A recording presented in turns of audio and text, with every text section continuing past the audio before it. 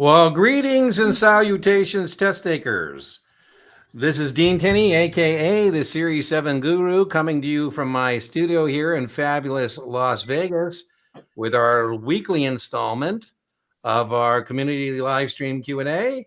I am joined tonight by our always very, very special guest, the Test Geek himself, Brian Lee, managing member, Test Geek Exam Prep, LLC. We try in these Tuesdays to stay focused on content. There is a certain amount of fun and fellowship, we hope.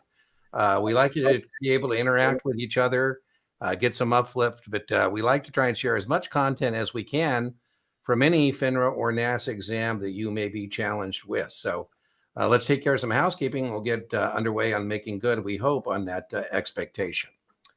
Tell us what series exam you're taking and where you're joining us from.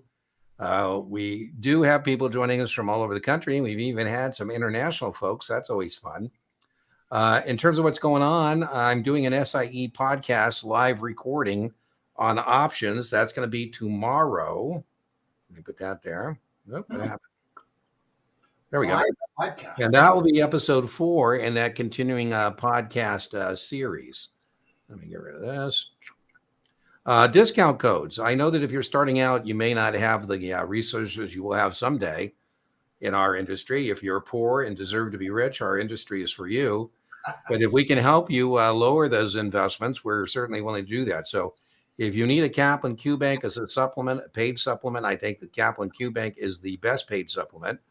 Or you want paid study materials, the Guru discount code at checkout is Guru15. That gives you 15% off on any Kaplan item. The Kaplan Q Bank, which I think is the best out there, on the 7 would be $58.50 with that coupon. And then Brian has been gracious enough for his paid supplements.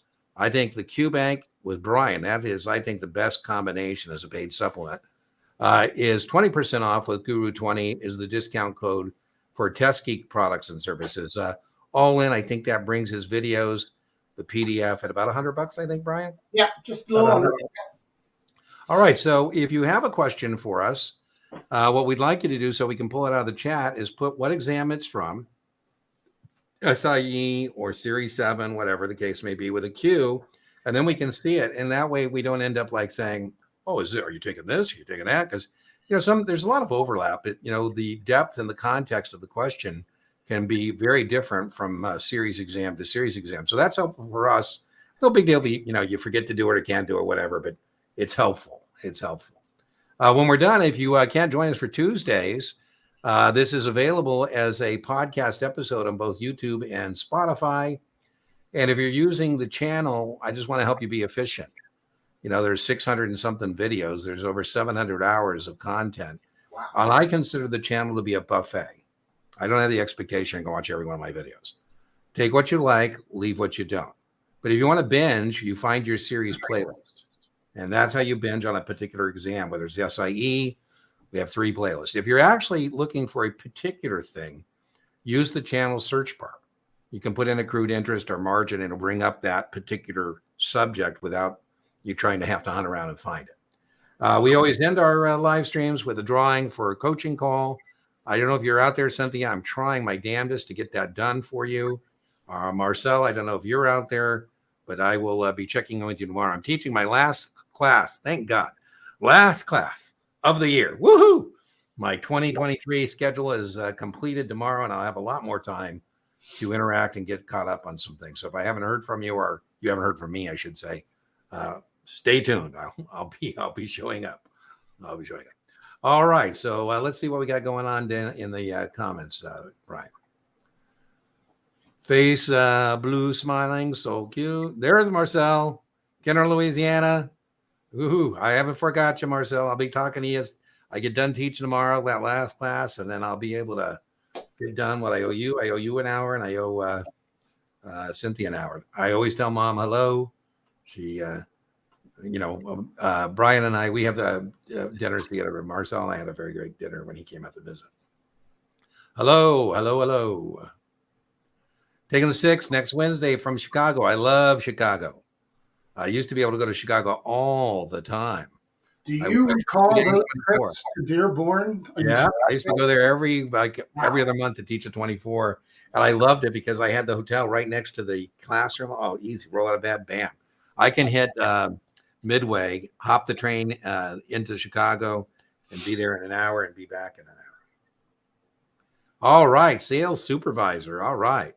Now, Dave, I would warn you, I don't know, I don't want to put out negative vibes, but I consider the 10 to be a much bigger slog than the 9. So just know you're in for a little different challenge than the 9. What do you think, Brian, about the 10? That 10 is a slog. That's the perfect word for it. I mean, it's, you know. Series 7 from Chicago. All right. Looks like we got a lot of Chicago folks. 65. All right. Investment advisor representative. In the house. I have my 7, took 8 years ago. 66 expired, retaking 66. Sometimes I think there's a little more pressure on the OGs that come back to take the 7 because there's an expectation that, you know, you can do it, right? So I was tutoring Brian, a kind of a celebrity money manager, and she said, Dean, if I don't pass, it's going to be embarrassing. I go, absolutely. It's going to be all over town. I said, and just think how I'm going to feel as your tutor that I couldn't get you through this. I'm going to be embarrassed too. I said, man, let's make sure that doesn't happen. That would be really bad. Philippines. All right. I love it. I love Filipino food. When I was there, I visited there a couple times. I even went to Mindanao, which is the island in the southern Philippines. It isn't quite safe. But what are those things they have in Philippine balutes, I think they're called? It's not quite a egg and it's not quite a chicken. It's it's an interesting food.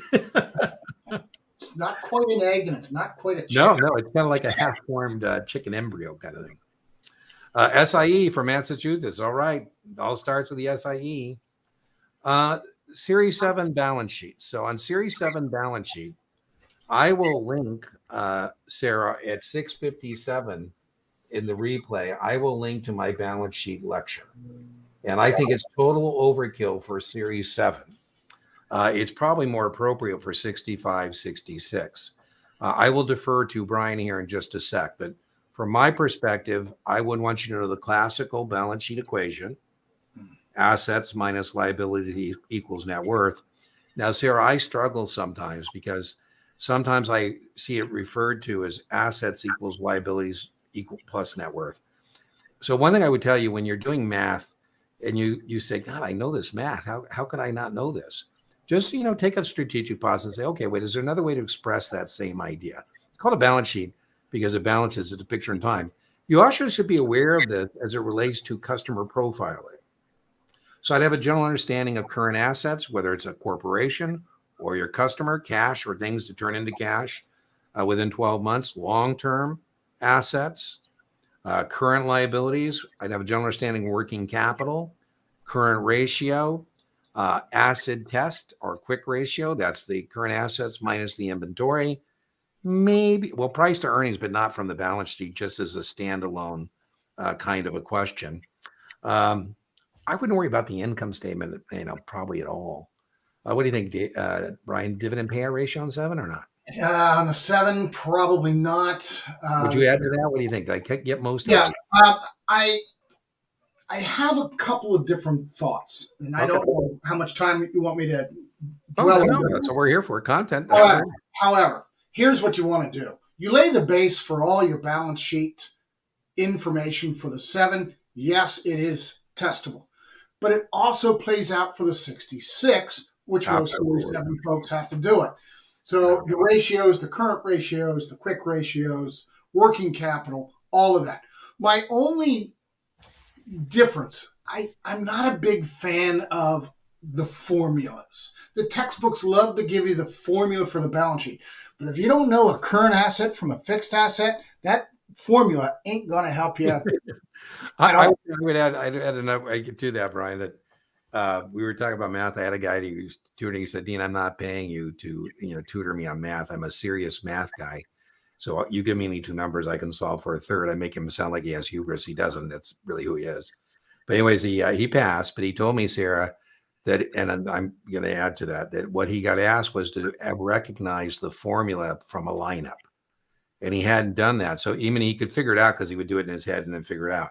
So, sometimes it's not, can you do the math? It's like, what best describes working capital or what best describes current ratio. So a lot of times they're not asking you to do the arithmetic or the math as much as just recognizing input and output, if you will. So I'm with you on that, Brian, too. I think that, I would just always say, and just piggybacking on Brian there, SIE, I know we have some people at the SIE, Sarah on your 7, you always want to overlearn each of your exams so that you're going strong into the next leg. You're not wobbly. Right. Because if you're wobbly, as Brian just said, if you, even maybe it doesn't have that emphasis we know you're going to get on the 66, why not? Why not pay the price, get it done, go strong into that 66? So I'm a big believer in overlearning, even if it maybe doesn't have as much emphasis as other things. On the channels here, I went many months, maybe a year and a half, before I had any balance sheet lectures, because I just didn't think it was, again, that important. Now I have 2 or 3 just because, the course of events, we do that. So I would put it this way. I don't know if you would agree, Brian. If you do miss your mark, Sarah, you miss your mark, you miss the P, as Brian calls it. I don't believe it's going to be balance sheets. Right. I'm going to say you had a bigger problem elsewhere. I agree. Okay. I agree. And there seems to be such variance between the number of questions on the financial statements for Series 7. Some people will get 2, some will get 5, right? So I love that. Let's put that in test language. There seems to be a higher standard deviation. There you go. More volatility. I agree with you, Brian. I want to agree with students who give us debrief, but when the guy tells me he had 125 option questions, it's kind of like, that's impossible. But there is this variance Brian talks about. Another reason you want to overlearn, because you don't know what kind of draw you're going to get. I always wish for you a dream draw. Everything you studied, I hope, shows up for you. But you got to be able to take down the face of death draw if you get it, right? So, all right. So Gunnar Gonzalez, I like it. Gunnar, that's a good name. In the Marine Corps, a gunner is a enlisted Marine that became a warrant officer. Anyways, Dean passed my 66 yesterday. Woo! Victorious test taker in the house. So I don't know why you wouldn't want to believe Brian and I about content or what that's on the test, but if you want to in chat, you can reach out to one of our victorious test takers, and they can either confirm or deny what Brian and I are telling you in terms of content. Your day before the exam, I tell you, saved you. Wow, I love that. I made a whole series of your series in 60 minutes. I will link a Gunner at 12:44 to that playlist. I have it for everything. I don't think you're going to, be able to pass any of these exams the night before. But I'm not kind of a person who is a law of intention guy and mediation. So I thought, what can I do to maybe get people in the flow of their exam? And I thought, if I made a 60-minute little video, they could listen to that the night before morning of it. Maybe that'll get their brain housing group thinking, because, waking up and thinking 66 is not a normal circadian rhythm. Right. So that's what the design was. And I get all kinds of people, Connor, who I have people just say, hey, it just confirmed what they liked or thought they knew. And that was reassuring. And then I've had people like you who say, Dean, man, I got 2 questions that I wouldn't have got had I not done that. The SIE version, Gunnar, can you believe this? We are going to cross, Brian. I'm going to have my first video ever cross 100,000 views. Nice. And you know which one it is? It's the SIE in 60 minutes. Really interesting. LinkedIn, welcome. Just past the 6. We broadcast to LinkedIn, Facebook, YouTube, and X. Our platform of choice is YouTube, but thanks for joining us from those other platforms. Just past the 6, now studying for the insurance test. I know nothing about insurance. Do you have any comments on insurance, Brian? I have taken the insurance exams in the state of Washington. The good news is the questions and answer choices are far more straightforward than FINRA's or NASAA's. I got into it with a Kaplan. Kaplan. They don't get as ambiguous as those. I got into it with a Kaplan insurance instructor, Brian, and he was giving me grief about sharing with people test taking tips and tricks. And I said, well, should we learn the information? Yes, but if all else fails, being a good test taker or convincing somebody they are has a placebo effect. And finally, I said, listen, I know nothing about insurance, but I bet I could probably pass one of your practice exams just with test taking, tips and tricks. And he got so mad because I took that practice insurance thing. And I thought the distractors, Brian, I don't know if this is true of the real exam. I found that the distractors in the insurance prep materials I've seen are not as strong. Exactly. Series 7. Distractors are the technical name for wrong answers. I always give Brian kudos because on his exams, he's got some great distractors. Wrong answers that sound good. They sound so good that I Brian, 3 times this week, I don't know if they did call you. I say it's a test geek question. It's correct. You may not like it, but don't argue with me. Reach out to Brian. I'm sure he's more than happy to tell you why that answer is the answer it is. I usually give one shot at it, and then I say, take it up with Brian. SIE on the 7. I agree with you.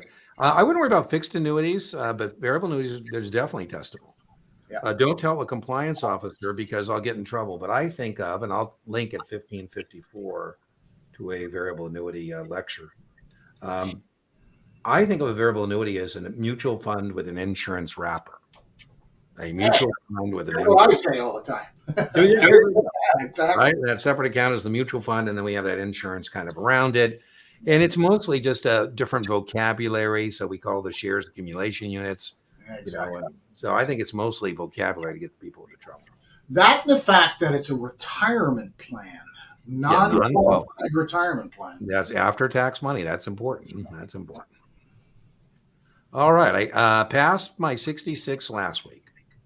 I had one last try. If I failed, I would have been fired from my job. Wow. Talk about, motivator. Two powerful motivators are fear and greed, right? But I thank you too for everything you guys have done. Teaching lesson, good test vibes, love. All right. So I'm assuming, Jason, you made it, right? You didn't lose your job. You got the P and life goes on. All right. I tell you, I truly believe this. How you handle the challenge, the misfortune of missing your mark and overcoming that is a very strong indicator of your future success in our business because you demonstrate resiliency.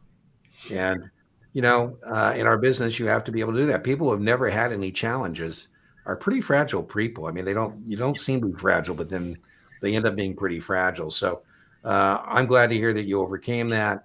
And like I say, kudos on passing 2 tests, that 66 and a test of your resiliency. The other thing I would tell you, Jason, a lot of how you handle that with your sponsor, your accountability partner, I wish we could get to people quicker about how to handle that misfortune because, boy, I get so upset, Brian, when people are just whining and they're blaming their test prep vendor or their corporate trainer, and it's surprising to me, Brian. You know what series exam has most of the whiners? The 9s, the 10s, and the 24s. The supervisors. Yes. I'm like, listen, I wouldn't expect that. I would expect, I would expect that from the baby brokers. Yeah, I'm with you. I told you, I'm with you on that. 66 from Illinois. It looks like we got a big Illinois contingent. A lot of 66s too. Yeah. SIE from Orlando, Florida. Right. 66 this week. Upstate New York is so beautiful, Michelle. I had a Marine buddy. Yeah. Kingston, New York, beautiful. Syracuse. They have lake effect snow. I don't know how far upstate New York you are, but oh my God. I was teaching Michelle at a class. I had to assure the class I'm not a stalker. This is before there was Uber. I had to get a rental car. I said, can somebody please pick me up each morning and drop me off because I cannot drive in this stuff. I mean, it was a mess. A lot of people think New York is just New York City, and upstate New York is just gorgeous.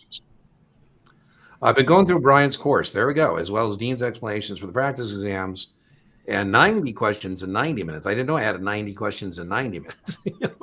I have a Mighty 90, which is on the Uniform Securities Act. Need to get the scores up. What do you suggest, Dean and Brian? Rinse and repeat? I don't know. What do you think, Brian? Yeah. The evaluation and remediation.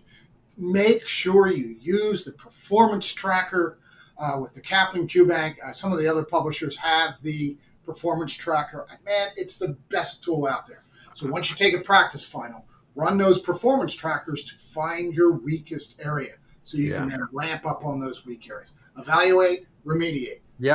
Repeat. Exactly. There you go. And the performance tracker in Kaplan puts those areas 2 in red. Man. So you can actually see that's an area that you need to turn to and, remediate on. Tomorrow, I love it. Well, Adam, try and get a good night's rest because, I don't know about you, Adam, but when I'm not rested, my reading skills are greatly diminished. And you want to make sure as much as possible, that you go in there well rested. As I say, RTFQ, make sure you're reading the full question.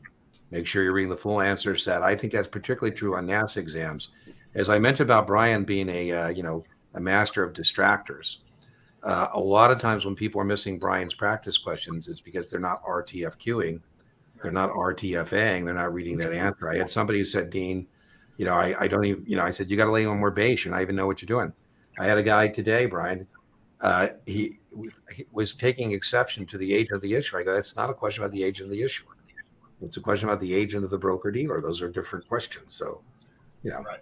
So just make sure we're sending good test vibes, Adam. So, Brian? Adam, stay with what you know. Don't overthink. Don't start changing what's answered. Stay with what you know. Pick it. Move on. I'm totally with Brian. You should only change an answer if you know you got it wrong. Still shouldn't change it. And you know what the right answer is. Otherwise, leave it alone. Your flash response is your best response. And Brian, a curse of being too smart. Some test takers outsmart themselves. I mean, get your brain out of the way. Yeah. I mean, oh my God, I had this person give me this huge genius kind of a question that wasn't there. I'm like, where did that come from? Efficient market hypothesis. Yeah, I think we can do that. You want to do that on your whiteboard, Brian, or? Yeah. Boy, how many times do we get this question, right? What's that? This is the number one email I get for Series 65. My class notes list the characteristics, the simple characteristics that you need to know for the 65 and 66 as well. Yeah, I think we both agree, Brian, that test prep vendors make this more complicated than it really is. Yeah, they go into the fundamental and technical analysis part. Right. Yeah. And the test never does. By the way, so there's 3 forms of the hypothesis, and there's always 4 answer choices. So you can always eliminate one of them, right? There's no such thing as semi-weak. That's like being semi-pregnant. So basically, it's just a pyramid of amount of information. The least amount of information, such as price and or volume of an investment. Or sometimes they call that historical data. That's just a historical price. That's the weakest form. There's the least amount of information. On top of that, you then add to that financials from the corporation, like balance sheets and income statements, financial statements, sometimes referred to simply as public information. So we got a little bit more information now. Now we're semi-strong. The strongest form is when you have all available information, the financial information, as well as information known to insiders like mergers and acquisitions and such, those sorts of things. We can call that private information, or again, like I said, information known to insiders. So again, notice it's just a pyramid of information. The least amount is the weakest form. The most amount is the strongest form. How's that in 32 seconds? I like that. I like it a lot. I would add that, strong form, nothing works basically, right? Now, that doesn't mean we don't tell you to buy something. It would be here an index fund where you're willing to exactly. a market-based return, right? That there is no seeking alpha, so to speak, because it doesn't exist. That's right. Yeah. How many practice questions should I be doing daily of the Kaplan Q-Bank? Here's one where Brian and I sometimes disagree. I think you should have if I were your accountability partner, a daily discipline, including numbers of practice questions, like how many study blocks are you going to do each day? How much reading are you going to do? And then I think the number of questions would be dependent on, again, where you're at in terms of it. I usually divide the Q-Bank by the number of days I have to study. And if that's on your agenda to exhaust the Q bank, some people do, some people don't. You could just reverse engineer that, how many questions that is. I know there's a strong correlation when somebody doesn't pass, and I look at their Q bank usage, that it's usually pretty low. Brian has some really good ideas about how he does it. I'm going to turn over to him in a sec. Where can you get extra tutoring on options? You can either get tutoring from me at Dean Tenney Tutoring. Let me just get that up there. Setmore.com. You can book a session there for options. I'm $225 an hour, so I'm pretty expensive. You can also get Brian. Brian is, I think, arbitrage opportunity. He's $90 an hour, so quite the arbitrage opportunity. Now, in terms of, I'm going to put Brian back up there, and I like what he does. I've been trying to plagiarize this, Brian, but I keep forgetting how you present it, so I'm going to be paying attention myself. And we do differ a little bit on this philosophy about exhausting the Q bank, because the publishers nowadays can have up to 4,000 questions. And that, to me, I think is just going too far into the weeds on some of this stuff. And some of that superfluous questions is going to start pushing out some of the stuff. I'm with you on that, Brian. I get so disappointed when somebody sends me a practice question I know is not on the exam. Right. And it's disheartening, because who knows how many hours they spent, or how much energy they spend on. Yeah. But where the exact number is, whether it's on a daily basis or a total basis, who knows? It's probably over 1,000 questions, no doubt about it. And I'm a big believer of doing those questions. Now, when you're starting out and laying that base, as Dean calls it, and we're both really big on laying the foundation, you read one unit, you do a little reinforcement, 10 to 15 questions. Read unit 2, 10 to 15 questions. But then you say you can combine the two. So you're actually getting more of unit 1, and you just continue that. Unit 3, 10 to 15 questions, and then 20 to 25 on 1 to 3. So as you add, you're also reinforcing the stuff that you did 3 days ago, right? So you don't forget that. So you build and reinforce, build and reinforce, build and reinforce. And you end up getting well over 1,000 practice questions on that. So, there's kind of a daily thing. And the study blocks, I believe in absolutely. Your study block can include reading those chapters and or the questions, or one or the other, depending on how much time you have during the day. Some people have to work all day, 8 hours, aren't allowed to study. Then they go home to a 3-year-old and a spouse and all those obligations. So whatever that study block looks like, we want to vary that up. Like Dean says, read a little bit on one block, do some questions on another block, watch Dean's videos or my videos on one block, vary it up. You get all that content and lay the base. Yeah, I got to tell you too, DeMarcus, this is very rarely the case. But I had somebody just this last week, and she was working too hard. And I said, you've got to give yourself a day to refresh and reset. I said she was kind of stuck in the mid 60 range. And I said, I want you to take tomorrow off. Your brain will still be working on it, but no reading, no activity. Come back. And I wouldn't be surprised if your score jumps. And, she wasn't breaking up the study block. So she's trying to do 8 hours. That's impossible. You need to do 30, 90 minutes, take a half hour. I would think if you're a full-time studier, no more than 3 or 4 blocks. If you're part-time, I'm with you, Brian. That's such a challenge. You got to take them where you can get them. But just that alone, her practice scores went to the mid 70s. Just taking a little break, letting her brain kind of, think about it. So make sure you pace yourself. You don't want to run out of energy before you get to your test date. So I had a guy the other day whose scores were fantastic, and then he told me he had 2 weeks until he tests. I'm like, I wish we would have, planned that a little better. I know. All right, so boom. You're welcome. You're welcome. All right, you're welcome. Send you both emails. I'll check it out, Cynthia. I'm still trying to get that hour on there for you. So I got you. I think I showed one. I thought I said 4, you said 5. I showed up at 4. My bad. But we're gonna get that done for you. So, Cynthia, if you still have my phone number, give me a call in the morning. Remember, I'm on the West Coast. I'm 3 hours behind. Give me a call. Let's talk. Yeah. Taking my second attempt on the 66 on Saturday, scoring low 80s. Well, that's pretty good. Wow. Consistently, then remeeting afterwards. Any tips for the next couple of days? Again, rinse and repeat. I think you're right where you need to be. What do you think, Brian? Take the test tomorrow. You're ready to go. Yeah. Let's do it. Yeah. I mean, keep that score up. If you have, what are you doing? STP in the There you future. go, STP.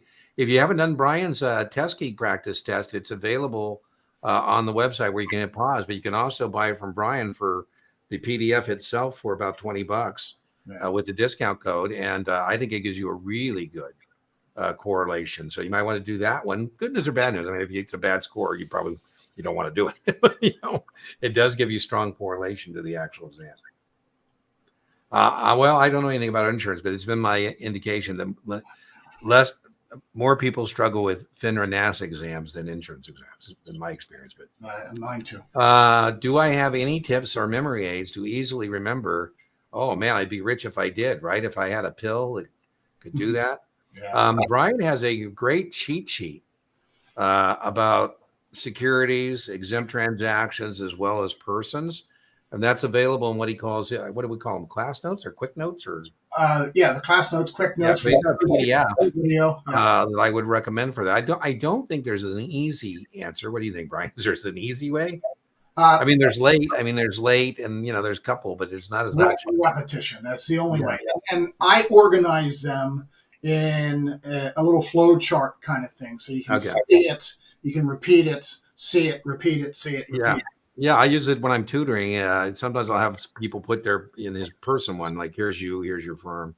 Right. So I find that. Training consultants is my study material for the SIE.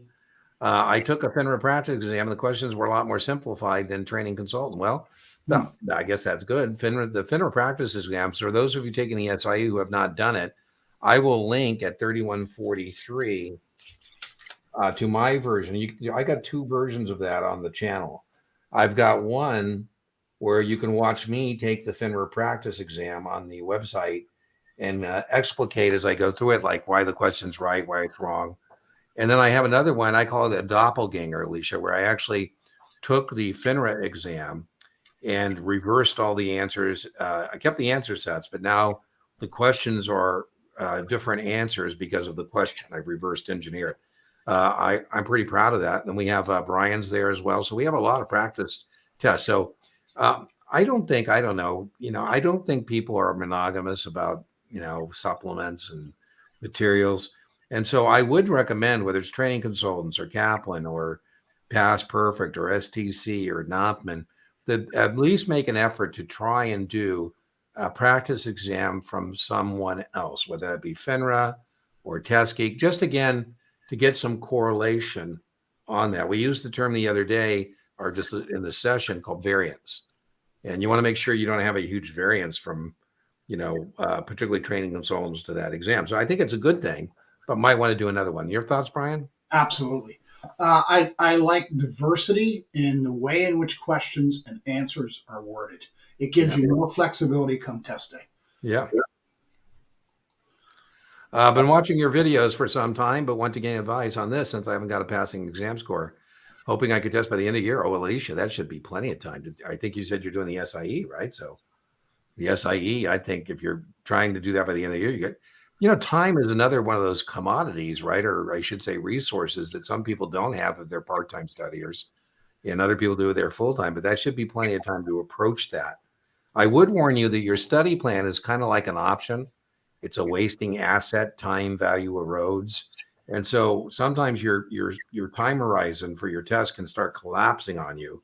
And you want to make sure that you have enough time for remediation. So, both Brian and I think the crunch time on your time horizon about 7-10 days out from your test date. I would really want you to get a test date if you don't have one, because your brain will do better. So if you're thinking of the year, I would say, let's get a test date like late December, because your brain does better when it has a date certain where you're going to have to go, perform, so to speak. So you have any thoughts on that, Brian? Yes, of course I do. I don't think any test should actually be more than about 8 weeks. Yeah, because you can start forgetting the long end of it. 6 is probably more optimal. That means you're working on it every single day. Yeah, because if you take too long, not only can you exhaust yourself, but the other thing is you can start forgetting the stuff you learned at the beginning of your study session. So that's what I like about cram courses, right? We're finishing up a Series 7 tomorrow, right? We got 3 days of condensed stuff. Yeah.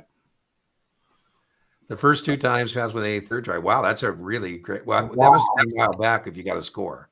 Yeah. How did you know? Yeah, he told us he's an OG. I think that's from when he was back. Okay. Because now you don't get scores unless you don't pass. So a score is a bad thing. A sales supervisor in the house. Wow. Yay. There you go. Crazy. Not everybody. I'm just, Syracuse. There you go. I taught a bunch of bank classes in Syracuse. Kingston and Syracuse. And what's the other big one that's up there? Where did IBM used to have their headquarters? Armonk, I think. Rochester?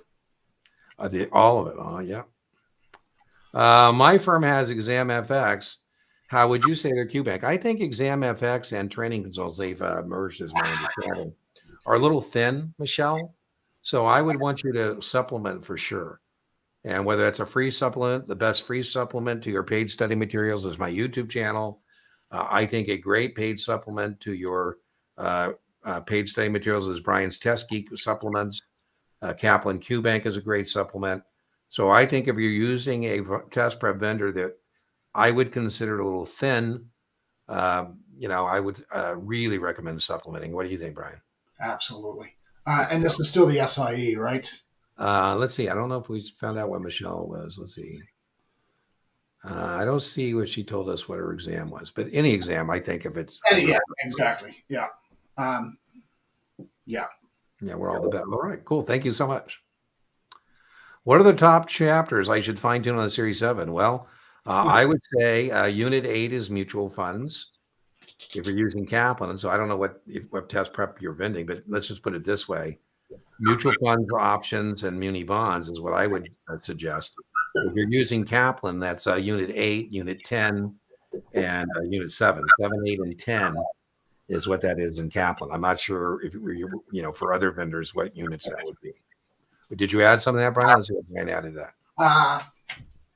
I don't have the units because I try to be publisher neutral since so many people are using different stuff. You know what, Dean? I've been adding customer accounts. Yeah, that's a low-hanging fruit, I think, for sure. Yeah, right? I think so too. And then we could also say some taxation. So to answer your question, all the units. Cover. I can't tell you how many people say, do I really have to read the book? Yes. You really have to read the books. I read it 3 times. You can read it once. Yeah. And everybody has their own say. I'm with you, Brian. I always, when I'm studying something, I read the book cover to cover in close to one setting as possible without taking notes, without trying to understand anything, just trying to get the lay of the land, so to speak. And then I read it a second time where I am paying a little more attention and highlighting and stuff like that. I've had people come to class and they've highlighted the whole book. And I go, well, Mal, maybe you should do that again with a different color highlighter because I'm not quite sure how you know what is worth highlighting. That's exactly right. Recently failed the Series 7. I'm felt prepared and ready, but then the questions all look new to me. The report said I did that in Section 3 is huge. That's 91 questions. 91. That's investment. So that's the killer. 4 is what takes place afterwards, like confirmations, the margin, the stuff like that. 4 is not a killer, but 3 is. So I suggest, William, I will link to on 3836, you failed. Is it over? Spoiler alert, the answer is no. And I have 5 recommendations about how to respond to that misfortune. I'm going to share one of them right now with you. While the hurt is fresh, I would print the content outline from FINRA with details sections 1, 2, 3, and 4. There is a narrative sense to that outline. It's function 1 is can you find a customer? Function 2 is can you open the account? That's customer accounts that Brian had up there. Function 3 is making an investment. And function 4 is what happens afterwards. What I want you to do with that content outline is do plus, 0, minus. Plus means in that area on that content outline, you feel you were above par. Because it'll break down that printout. It's going to be what's behind that printout you're holding. That means par means passing, 72. 0 means you think you were at 72, and it's counterintuitive, but we're looking for the minuses.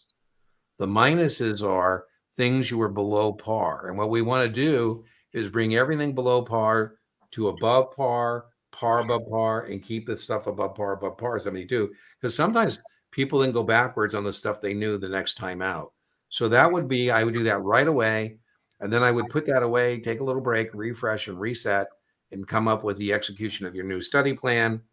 That's, recommendation 2. What are you going to do different this time? Because we want to make sure we're doing something different that will lead to, as Brian calls it, the P. Your thoughts, Brian? Yeah. What made him felt prepared / ready? Were those practice final scores? Good question. Yeah. That's what we'd have to look at. So what, if you can put that back into the chat for us, that is a great question, Brian. So was that, if you felt ready, was that because you were using a test prep vendor and you were getting 80, 90s and said, hey, I'm ready to go? Or, good question. Good question. Hey, Sherry, welcome from Facebook. We broadcast to Facebook. Always glad to see people from Facebook joining us. There's a great Facebook group. I have a Facebook page. Somebody said, I thought you hate Facebook. I go, I do. And they go, why do you have a Facebook page? I go, well, because if test takers are on Facebook, then Dean's on Facebook. But not my page. There is a Series 7 Guru page on Facebook. But there's a great group. I don't know if you're part of it, Sherry, that it's called, what is it? SIE Series 6, 65, 66. And there's close to, I think, 6,000 members now. And, I hang out there every now and again and help folks, and a lot of simpatico going on. So anyways, thanks for joining us from Facebook. Let's see what we got here. What do you suggest after coming back from having to wait 6 months? Not sure where to start again. I have Past Perfect, Achievable, the Q-Hank, and the SEC book. Do you think just pretend it never happened and start over, Brian, or what do you think? Yeah. You and I are not big fans of Past Perfect. Yeah, let me just tell you why we're not big fans of Past Perfect. I think Past Perfect gives you way too much. So I told you SIE Exam FX, I think, is a little thin. Past Perfect is fat. And it's not that they're fat. It's just that they send people down rabbit holes every now and again that just aren't going to be there, Sherry. I had somebody pay me because her firm won't let her move on to the next thing, margin, and she paid me for 2 hours of tutoring to help her do Past Perfect margin questions. The sad part is she's never going to see any of them on the test. So I'm not a big fan of Past Perfect for that reason. I would suggest supplementing, if you're a Past Perfect person, with a Kaplan Q-Bank just to get confirmation of what is Past Perfect in the weeds and what is Past Perfect there. Good news, though, Past Perfect, if you can pass their exams, you should be okay. So maybe put Past Perfect away and use it as a reference tool. Achievable, I think Brandon Rith is great. The narrative is great. I don't think the questions have as strong a correlation as I would like for that. So I think your two most powerful study materials there are your Kaplan Q-Bank and your SDC book. And I would recommend, Sherry, buying Brian's video series. That's $100 all in. And maybe you can get some fresh voice to listen to, because you might be getting, used to whatever you're hearing. So I think I would start over with reading your STC book cover to cover, just, not taking notes, just to kind of remember what's the whole, body of knowledge is that you're held accountable for. I think then I would probably do a Kaplan Q-Bank simulated exam, get a score. We don't care what it is, just to see where you're at. And then I would come up with a study plan to execute. What do you think, Brian? Yeah. Again, I'm trying to be somewhat neutral with some of this stuff. And as soon as I saw that list of things, you're dead on about Achievable. The way in which the mode of operation is pretty good. It really is. Yeah. But their test bank just really doesn't correlate that well to the test. And that's, again, I'm a big correlator. I want to know if I score X here, that means I'm going to score Y on the real test. Yeah. I'm huge on that. And Achievable just doesn't seem to have that. The content, the mode is pretty good. Yeah, I got to tell you too. The other thing is that on the SIE, I don't think that matters. I mean, I don't think you're at risk if you're using Achievable as your paid study material for the SIE. But I think on the 7, I think it's okay as a supplement. I still think a Kaplan Q-Bank and a Brian Test Geek, which is cheaper than Achievable, is a better supplement. That's just me personally. Yeah. But yeah, that correlation. And And then, I think it's a little wild, Brian. It's like, does Domino's really have 37 million pizzas? No. But, I heard somebody say, gee, well, that's 4 billion questions. I go, they don't have 4 billion questions. They're just rotating the answers. Somebody said they have 4 billion. Yeah, it's the people that are, just make outrageous claims. I'm like, oh my God. Yeah, I was just a little disappointed on that list. I didn't see Series 7 Guru video. Yeah, video. So I would recommend the Brian's Test Geek for sure. But I think that'll get you back into the you got to get, what you got to do is reestablish your rhythm. So I think, starting over is kind of what I like, because I don't want that negative energy from the 6-month wait. I would just pretend I'm brand new, starting over, and just, come up with a study plan. Do something different. So, whatever you were doing, you got to add to it. Right. All right. Well, welcome. I'm glad you're in the business first year. Woohoo. All right. Welcome to the securities industry. As I say, our industry is fantastic. I just love it. That part of the business I love, Brian. I had a young man I was tutoring the other day, and he's just got such a great opportunity in front of him. And I was like, man, I wish I was a young man again, coming into the securities industry with all those opportunities. Wow. 97 on Brian's exam, Jose. Wow. Man, you better tighten it up, Brian. You better get some tougher questions for these people. I hope that's not after he's taken it 4 times. Yeah, I was going to say, yeah. Welcome from LinkedIn, Jeff. Always great to have Jeff. Both of you, thank you for your help day before the exam. Nothing to review quick notes. Yeah, just relax, Jeff. You should be fine, right? Just go down there and demonstrate what you know. You know what we did for you, Jeff? Brian and I today, don't tell anybody because we'll get in trouble. But we did reach out to NASA and arrange for you for tomorrow a dream draw. There we go. Everything you are looking for. So don't tell anybody. I shouldn't even tease because, someday I was teasing Brian that in my Kaplan class today that they could take their Kaplan class notebook into the exam with them. And they believed me. And I said, no. And I thought I shouldn't even tease because I could just see someone coming in. My Kaplan instructor said I could. And you give me a hard time for calling my cheat I do. Jeff, I give Brian a hard time because he calls me a cheat sheet. I'm afraid somebody's going to accidentally leave his PDF down there and get in trouble. Well, thank you. I think there's a lot of content on the channel that can be very helpful. So I'm always very gratified when the channel contributes to testing victories, particularly when it helps you with the hat trick. The hat trick is 3 successes in a row. Typically that's the SIE, the 7 and 66, or the trifecta. So I'm glad to hear that. Well, I think we just talked about this, Damien. We said it depends. Everybody's different. Whether you go by hours or weeks, I'm kind of with Brian. I think any exam, I don't want you out there more than 6 weeks because you get tired. If you're doing the 65 and you're a tabula rasa, blank slate, what I mean by that is you have no background in the securities industry. It's going to take you longer to power up on that than if you've done your SIE, you've done your 6, and you've done your 63. So that too would have bearing on that. And again, that's a personal thing. So there's not a number that works for everybody. I would say do your first week of your study plan.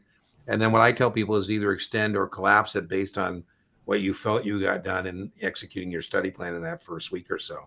Your thoughts, Brian? Yeah. Mentally, if nothing else, put in your head a test date of 8 weeks out. And then you can reverse engineer that as to what your study blocks should be like every single day. Yeah, I like and then that. you can determine whether the eight weeks is good enough, if it needs to be. Yeah, I'm a big believer in having that test date. I am too. Whenever somebody doesn't have a test date, I'm like, I get it. I mean, I want you to be comfortable. I'm with Brian. Pick one that's comfortable time-wise, but pick one. Get it done. Well, you know what I'm going to say the best Q bank is? The best Q bank is Kaplan. Of course, I'm going to say that. Chuck Lowenstein is the subject matter expert for NASA exams on Kaplan. There's nobody better except Brian Lee when it comes to NASA exams. So, and remember, the Kaplan Q bank can be yours for as little, I don't know what the 65 is, but you get a 15% discount with Guru 15 at checkout. And here's why. Now I'll tell you why I think it's the best. Brian and I've already talked about this, but it's number one in my mind because of the number of practice performance opportunities it gives you. and that performance tracker and how many simulated exams you can do.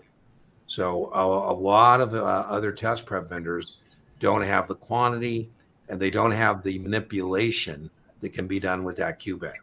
You know, like Brian was showing you how to add some questions.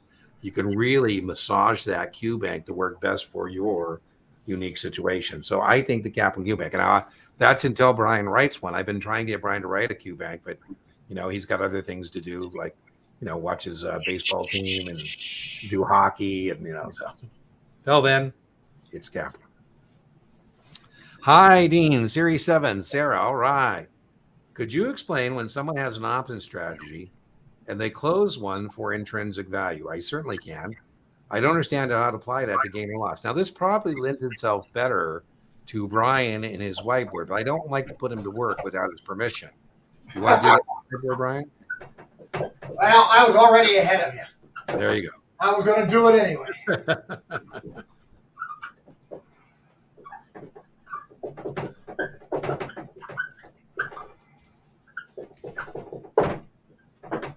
At expiration, XYZ is now at 48. And there it is. Closes the position. One word I like to use, Dean, because it's something that the textbooks really don't like to explain much. Yeah. They just want to exercise every option. Closing the position actually means do you use, Brian? Do you use the memory aid I use? The option contract can be traded. The option contract can be exercised. The option contract can exercise. Yeah. So that's how these questions end, Sarah, with either the option getting traded, exercised, or expire. I call that T. So now, this is an opening purchase at 4. Right? That's called an opening purchase, and that's used to establish or add to a long position.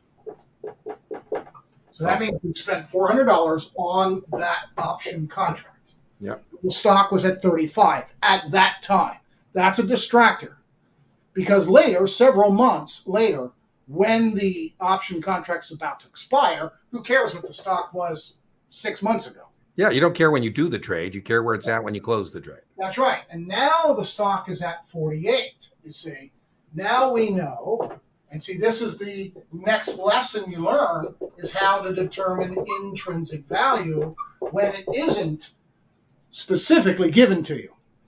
In most test questions, they will tell you that the intrinsic value here, of course, is $8. And since there's no time value, that is the only value of the contract, is its intrinsic value of $8. So whatever transaction we did to open, we do the opposite transaction to close. So we're going to simply sell this contract back to the exchange for its intrinsic value of $8. So that money comes in when you sell it, thus a net gain of $400. Yeah, Sarah, the great memory aid devices for options is call up, put down. Call up, put down. If the market price 48 is above the strike price 40, the contract has intrinsic value, right? Call up, put down. Call up, put down. So I hope that was helpful. Sarah, I will link to my basic option on 5323. I will link to a basic options lecture where I go over that. I have a separate video just goes over opening and closing. Maybe we'll put that one there instead. But boy, Brian, that board looks fantastic. Don't you love it? I don't know why it doesn't look when it's big. It looks kind of like, oh man, I don't know if your camera just like refocused or something. Yeah, because it was a little blurry, and now it's like, wow. I'm using an external camera, and I'm with you, Alicia. Managers are important, so we don't want to kiss butt with a manager, but we want them to feel comfortable. By the way, we want you to feel like you're going to succeed too. So we don't want you going down there if we don't think you're not ready. So I get that. Yeah, that's I told you that's coming up on 100,000 views. That SIE in 60 minutes. 66. You no longer have access to the online course in QBank. Now looking to just watch your channel. Well, there's plenty there and read the book. I got to tell you, there's plenty on the channel. There's 700 hours of every exam almost has at least two playlists, one where there's lectures and one where there's just a playlist of practice exams. So there's plenty of stuff there for you. Agreeing with passing a low 70s. Okay, thank you. I felt prepared. So there you go, Brian. There's the answer that we asked William about. He was getting low 70s. I like be mid 70s, but that's not what training consults. So, I can see why you would think low 70s would be passing. We get people lower than that still pass, but I'm looking for mid 70s for somebody to be reasonably assured. What do you think, Brian? I think training consultant kind of overshoots their. For example, people who are scoring 70s or above that aren't passing, they're overshooting their practice. In other words, their practice finals are too easy. Yeah. And people are getting a little higher scores. Oh, yeah. Should be the opposite. Absolutely. Right. I agree with you. It should be the other way around. Yeah. Kaplan, you pick up points to the actual exam. So that could be. Brian could have figured it out. Yeah. Watch Series 7 practice on the channel. Did well in the test. Understood your explanations. I think they missed the most points on customer recommendations. Yeah, those are tough. That's suitability. That's judgment. And the 50-50s can certainly make the difference. Absolutely. Yeah, I highly recommend Brian's course. I do too. So thank you. So there you go. That's the Test Geek scores. That's available if you want to check that out. Let me just get that for you. You can find Brian's stuff. I think I have it. There we go. So that's where you can find Brian's courses there. I think they can access them through your website as well, I think. But yeah. That goes right directly to that goes directly to the platform. Yeah. Okay, there you go. So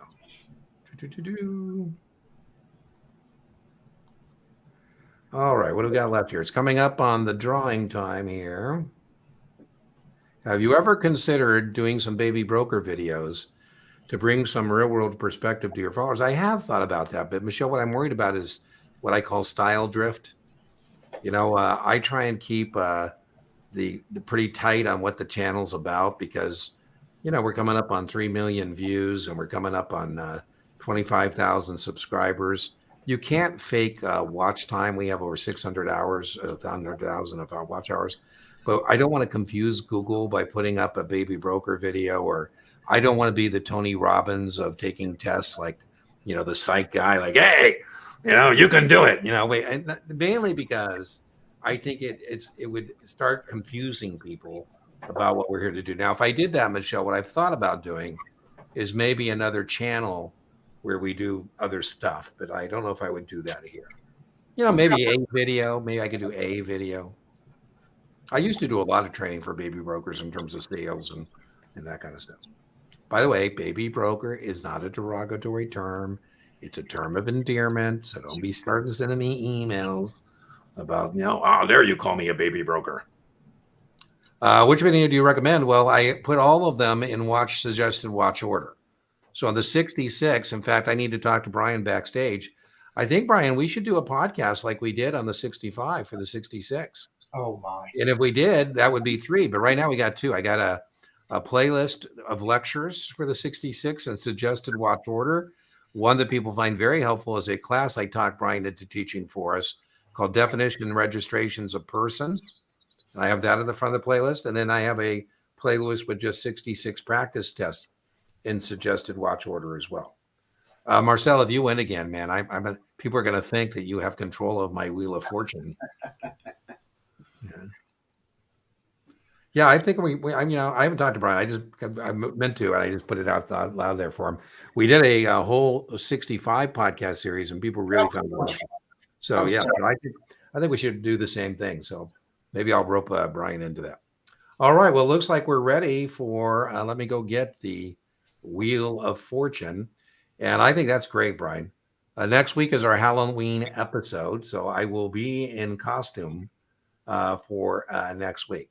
And I will miss it because 5 o'clock is candy time. 5 o'clock's candy time. I have to hand out candy. Oh, all right. Well, I'm part of the neighborhood, so I gotta make my neighborhood obligation. Sorry. The kids are more important than our test takers. Okay, so hold on. Don't do anything yet because I misspent Halloween. I got to do it over again. We don't want to have to put in the misspelling. Choose live stream. Boom. Halloween. Halo. Do you notice my pumpkins in the background? I got some pumpkins going on. Come up there, that crazy looking pumpkin. You got crazy pumpkins. I like it. Okay, you got. Okay, so here's how the drawing works. You put in Halloween into the chat, and when you put that into the chat, then it'll randomly select somebody for a free 30-minute coaching call. You can share that with somebody if you'd like. You can assign it to somebody else. It will be recorded and shared with others. And so, whoop, there we go. Let me put that there. Boom. Only 4 entries. Only 4 people are interested. Oh, that's pretty sad. So far. Give it a minute. Now we're climbing. Give it a minute.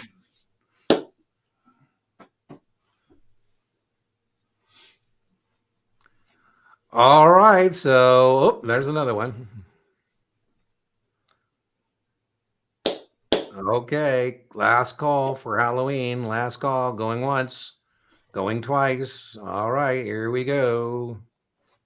Oh, I hit the wrong button.